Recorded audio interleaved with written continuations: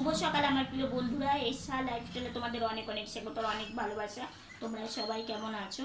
আশা করি যে যেখানে আছো ভালো আছো, সুস্থ আছো। আমরা ভালো আছি। আজকে হচ্ছে শনিবার আর এখন বাজে 9:54। নতুন দিন, নতুন সকাল, তোমাদের সঙ্গে নিয়ে নতুন একটা ভিডিও শুরু করলাম বন্ধুরা।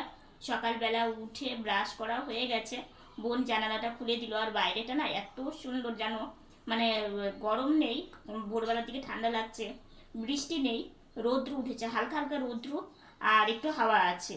আর আজকে তো ফলহারিণী অমাবস্যা, তো আজকে জানো তো আমাদের একটা নিমন্ত্রণও আছে, মানে আমাদের পাড়াতেই কালী পুজো আছে, তো সেখানে নিমন্ত্রণও আছে। তো আর দিনটা এসে করে গেছে, দুই বৌদি এসে। তো এখন এই যে খাওয়া দাওয়া করব, তো ভাবছি আজকে সকালকার ব্রেকফাস্টটা বাইরে গিয়ে করব। তো বোন এদিকে বিছানা গুছিয়ে নিয়েছে, বিছানা গোছানোর পরে বিছানাটা এত ভালো লাগে কি বলবো তোমাদের। তো আজকে একটু মানে অন্যরকম রান্না করার কথা আছে, তো সারাদিন সঙ্গে থাকো। চা ফুটছে, আর আজকে না এমনিই চা করছে, মানে তেজপাতা এগুলো দেয়নি। তো এই যে চা হলে সবাই মিলে চা খাবো, বুঝলে, চা। আর আমরা তো লিকার চাই খাই, তোমরা তো জানোই। চা হয়ে গেছে, চা কাপে কাপে ঢালাও হয়ে গেছে। জানো তো ট্রে নিয়ে এত সুবিধা হয়েছে। আর এখন না গরমকালের জন্য আমরা বাইরে এসে চা খাচ্ছি, ঘরে খাচ্ছি না। ঠান্ডার মধ্যে মনে হতো যে দরজা জানালা বন্ধ করে ঘরের মধ্যে চা খাই, তাহলে ঠান্ডা কম লাগবে। আর এখন যেহেতু গরমকাল, তো সেই জন্য ভাবলাম যে না, এখানে বসে চা খাওয়াই ভালো। তো এইদিকে মা একটু ঘরে গেল একটু দরকারের জন্য। তো এখন এই যে সবাই মিলে গল্প করতে করতে আমরা চা খেয়ে নিলাম। চা খেয়ে বোন গেছিলো স্নানে। তো একটা প্রতিবন্ধী মানুষের জীবনযাত্রা যে কতটা কঠিন, পুরোটা হয়তো ক্যামেরাতে আনতে পারি না, কিংবা অনেক সময় ভাবি সবার লাইফে কম বেশি কষ্ট আছে, সেই জন্য আসলে আমি অনেক কিছু বুঝে শুনে চলি। তো দেখো চিরুনিটা বোনকে এনে দিলাম টেবিলে থেকে লাঠির দাঁড়াতে। তো এইদিকে মা রান্না বসিয়েছে, আলু ভাজা করছে, গোল গোল করে আলু ভাজা করছে। ওইদিকে চাল ভিজিয়ে রেখেছে, এই চাল দিয়ে কী করবে তোমাদের বলবো। তো যাই হোক, এইদিকে মা রান্না করছে, মাকে বললাম মা আমি তাহলে একটু বারান্দা থেকে ঘুরে আসি। মানে কি জানো তো, আজকে জানি না কেন খুব গরম পড়েছে, এতটা গরম কয়েকদিন ছিল না, কিন্তু আজকে এতটা গরম লাগছে, মানে একদমই ভালো লাগছে না। আর আমি আবার গরমটা একদিনই সহ্য করতে পারি না। হ্যাঁ, রৌদ্রের মানে জোর সেরকম নেই, কিন্তু গরমটা বেশ আছে। তো যাই হোক, এখানে একটু বসে বাইরেটা দেখলাম, দেখে এই যে এদিক ওদিক একটু তাকিয়ে আছে। আর গরমে না আমার তার মধ্যে কি একটা সমস্যা, যে রাত্রে ঘুম হয় না, কেন জানি না। মানে ঘুমের এই প্রবলেমটা না আমার ছোটো থেকেই, এখন মনে হয় সেই প্রবলেমটা একটু বেশি হয়ে গেছে, ঘুম হয় না। তো এখানে এসে কিছুক্ষণ বসে থাকলাম। তো এদিকে দেখি বোনের ভোগ দেওয়া হয়ে গেছে। আজকে আমার ভাই সোনাকে যুগল অন্ন, পাঁচমিশালি সবজি, আলু ভাজা, দই, মিষ্টি, তো এটা দিয়ে আমার ভাই সোনাকে ভোগ নিবেদন করা হয়েছে।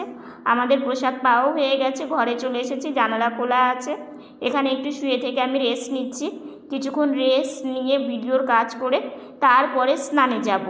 তো এইদিকে ভিডিওর কাজ তো আমার করা কমপ্লিট হয়ে গেছে। বোন একটু গেছে বাজারে, দরকার আছে। বোনের ফোনেরও ব্যাটারিটা ফুলে গেছে জানো তো। তো সেটা বিষয় নয়, তোমাদের কালকে বলবো। তো এখানে একটু বসে আছি, বোন কখন আসবে। তো বোন চলে এসেছে অনেক আগেই, তো একটু রেস্ট নিচ্ছিলাম। তো একটু বাইরে বেরোতেও হবে, তোমরা দেখলেই বুঝতে পারবে। তো সন্ধ্যাবেলার টিফিনটাও আমরা এখানেই করে নিচ্ছি। তো এই যে মা চা ঢেলে নিল। আর এই ট্রেটা একটু ছোট হয়ে গেছে, ট্রেটা যদি একটু বড় হতো না বেশ ভালো হতো, কিন্তু কি করা যাবে বলো, দুটো একই মাপেরই ছিল। তো এদিকে মা আমাকে চা দিয়ে দিল, আমি এই যে চা নিয়ে নিলাম। তো এখন এই যে চা মুড়ি দিয়ে সন্ধ্যাবেলার টিফিনটা করেই বেরোতে হবে। তো আজকে না এই জামাটা পরে ভালো করেছি, একতে প্রচণ্ড গরম আর বাইরেও একটু বেরোতে হবে। তো বেশি গরম পড়লে না আমি এই জামাই পরি। তো দেখো চা প্রথমে দিয়ে দিল, তারপরে মুড়ি দিয়ে দিল। তো চা মুড়ি দিয়ে টিফিনটা করে নিলাম, করেই বেশিক্ষণ আর দেরি করিনি, বেরিয়ে পড়েছি। আমাদের বাড়ির সামনের পোলে লাইন নেই, দুদিন থেকে খুব অসুবিধে হচ্ছে, কিন্তু এইদিকে এসে দেখছি লাইন আছে। তো এইদিকে যেতে যেতে কি একটা কাণ্ড তোমাদের বলবো। এখন কোন বাড়ি করছি, আচ্ছা চলো, আমার হাতে লাঠি আছে। হ্যাঁ হ্যাঁ কোমা সারি তো মা, যাচ্ছি যে আমরা এই ভয়ে ভয়ে পার হয়ে আসলাম। একটা ষাঁড় দাঁড়িয়েছিল, হাঁটা চলাফেরা করতে পারি না, তো সেই জন্য ভয়টা একটু বেশি। তো এই যে অবশেষে মেন রোডের সামনে চলে আসলাম, যাচ্ছি কোথায় সেটাও তোমাদেরকে বলবো। তো অনেক দিন পরেই মেন রোডের সামনে আসলাম, কি যে ভালো লাগছে, কিন্তু রাস্তাতে বেশ ভিড়ভাট্টা, লোকজন ভালোই ছিল। আজকে হচ্ছে ফলহারিণী অমাবস্যা, তো এখানে রাধা গোবিন্দ মন্দির, মায়ের মন্দির, ঠাকুর দর্শন করলাম, বেশ ভালোই লাগছিল। মন্দিরের কাজ হচ্ছিল জন্য বালি পাথর দুই সাইডে ছিল। তো দেখো আমাদের ভোগ হয়ে গেছে, তো এখন যাচ্ছি বাড়িতে। এখানে একটু ভোগ দিয়েছিলাম ঠাকুরের কাছে। তো যাই হোক, ওখানে তো ষাঁড় দাঁড়িয়েই আছে, আসার সময় তো দেখে এসেছি। একটা ঘটনা হয়েছে, সেটা তোমাদের বাড়িতে গিয়ে বলবো। তো এই রাস্তা দিয়ে এখন বাড়ি যাব। বাইরে থেকে এসে ক্যামেরাটা অনই করিনি, কেন করিনি বলছি। রাস্তার মধ্যে এমন একটা ঘটনা হয়েছে, মানে সত্যি, মানে হাঁটতে না পারলে যে কতটা প্রবলেমে মানুষকে পড়তে হয় সেটা সবসময় আমরা টের পাই এবং সবসময় বুঝতে পারি। কেন এই কথাটা বলছি, অনেক দিন পর এখানে গিয়ে, মানে অনেক দিন পর এই মন্দিরে গেলাম। ওই মন্দিরে রাধা গোবিন্দ মায়ের মন্দির, তো ভোগ হয়, ঠিক আছে। তো আজকে যেহেতু ফলহারিণী অমাবস্যা ছিল, তো আজকে যথারীতি ভোগ হয়েছে, তো সেই জন্যই গিয়েছিলাম প্রসাদ আনতে। তো এবার ব্যাপারটা হয়েছে, ঠাকুর দর্শন করলাম, যাওয়ার সময় মানে আমরা যাচ্ছি, যেতে যেতে দেখছি একটা গরু আর হচ্ছে একটা ষাঁড় ঘাস খাচ্ছিল। হ্যাঁ, তো অনেক বড়, আর একটু ষাঁড় দেখলে তো ভয় লাগে, যেহেতু হাঁটা চলাফেরা করতে পারি না। তো তখন গিয়েছি, তখন ভালো মতোই গিয়েছি। এবং মন্দিরে কাজ হচ্ছে, তো দুই সাইডে পাথর বালি এগুলো ফেলানো, মন্দিরের সামনে যেতে পারিনি, মেন রোডের থেকে ঠাকুর দর্শন করে ঠাকুরকে প্রণাম করলাম।